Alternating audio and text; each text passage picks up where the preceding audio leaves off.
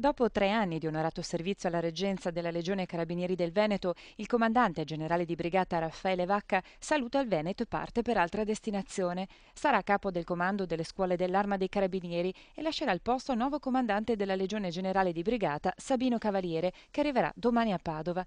Nell'occasione ha tracciato un bilancio di questi anni di intenso lavoro per la sicurezza dei cittadini, ricordando alcuni episodi particolari e sottolineando più volte la collaborazione dei veneti a favore dell'Arma. Bello quando i carabinieri di Treviso liberarono una ragazza sequestrata da rumeni a One di Fonte.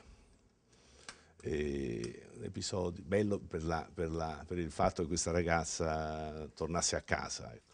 Episodio triste la morte del colonnello Gildoni a Bosco di Nanto in quel tragico 17 luglio di quest'anno. Ecco, questo è un episodio triste che ci ha colpito, ci ha segnato e ci continua a condizionare molto nel ricordo di questo ufficiale così valido, così brillante, così valoroso. Guardando la mappa dell'insicurezza nel Veneto, il generale Vacca ha parlato in particolare della delinquenza straniera, specializzata, se così si può dire, in diversi ambiti malavitosi a seconda dell'etnia. Rimane anche una grande attenzione ai vecchi nemici di sempre, la mafia del Brenta piuttosto che il terrorismo organizzato, rispetto ai quali i carabinieri continuano a lavorare in stretta sinergia con le altre forze dell'ordine.